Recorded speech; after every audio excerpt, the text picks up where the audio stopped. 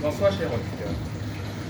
Le but de cette vidéo aujourd'hui, c'est pour parler de la maintenance et l'impact de l'absence de maintenance sur une installation solaire photovoltaïque. Et pour le cas d'espèce, j'ai choisi cette installation qui malheureusement nous n'avons pas pu faire de maintenance depuis pratiquement 2 ans. Et le but ici, c'est de vous faire comprendre un peu qu'est-ce qu'on peut risquer en laissant pendant 2 ans une installation solaire.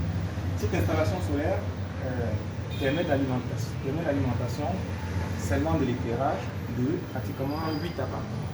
8 appartements meublés ici à la maison Sipor, à l'hôtel de l'Océan. Et cette installation, effectivement, ça peut être bientôt 2 ans que les personnes ont les pieds dans ce cas.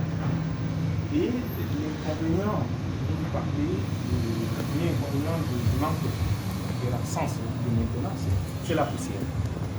La poussière est un élément vraiment néfaste pour le solaire photovoltaïque. Beaucoup se disent que le solaire, c'est une installation qui n'a pas besoin de maintenance. Ce n'est pas vrai. Il faut toujours qu'il y ait une maintenance.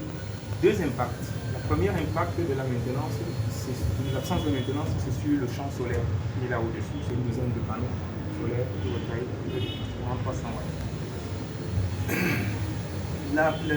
En absence de maintenance, la poussière se forme sur le verre de chaque panneau et empêche le contact direct de la lumière sur les cellules photovoltaïques. Et ça peut baisser la production de pratiquement 50%. Nous n'avons que fait des tests jusqu'aujourd'hui, des tests qui nous a estimé pratiquement 50% de perte sur la production. Ça, c'est ce qui concerne le champ solaire. Et maintenant, ce qui concerne le local technique, l'absence, comme vous pouvez voir dans la télé, l'absence de maintenance au niveau du local technique, peut endommager les appareils. Le cas typique ici, c'est un onduleur de marque Victron, onduleur chargeur. Mais avec la poussière, comme vous voyez de part et d'autre, ça peut déranger les mécanismes mobiles, c'est-à-dire les ventilateurs, les radiateurs. Alors, quand le ventilateur, le radiateur est encombré, le flux d'air chaud qui doit être expulsé par ce ventilateur n'est plus maintenu de façon constante et l'appareil commence à chauffer. Et quand ça chauffe, au bout d'un certain nombre de temps, l'appareil tombe en panne. Donc il y a nécessité de souffler les parties. Et en outre, il y a la maintenance aussi du côté esthétique de l'installation. Il y a aussi des appareils comme celui-là, qui est un régulateur de charge, qui a été choisi avec une classe de protection supérieure, c'est-à-dire qu'elle est isolée contre la poussière.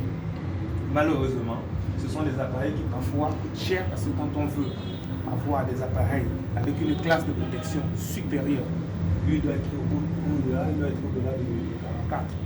Donc ici, il a une classe de protection de 21. Donc il ne protège pas contre les jets d'eau, contre la poussière et tout. Donc il y a toujours nécessité pour arriver à la de faire une maintenance ordinaire, une fois par an, au moins une fois par an, 2 fois par an, qui serait l'idéal. Parce que nous en Afrique, exceptionnellement, nous avons des saisons sèches qui peuvent durer jusqu'à 6 mois. Les saisons sèches, 6 mois, ça veut dire que les pluies sont rares, les pluies qui peuvent nettoyer les panneaux.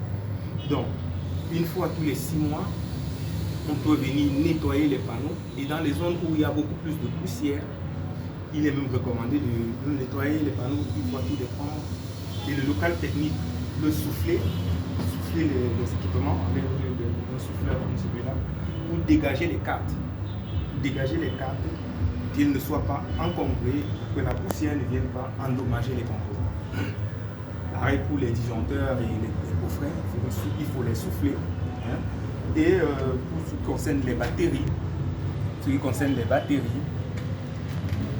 on peut faire une simple régénération des batteries pour qu'elles puissent aller au-delà des 5 ans que peuvent recommander avec la profondeur de décharge que nous avons obtenue. Une autre chose qui peut impacter sur le fonctionnement de la centrale solaire et qui peut aussi endommager les batteries sur le long terme, c'est cette poussière. Parce que quand la production qui a été estimée quand on faisait l'installation, quand on faisait le dimensionnement, est réduite de 50%, ça veut dire que les batteries ne sont pas bien chargées. Et ça veut dire que chaque soir, les batteries vont faire des décharges profondes.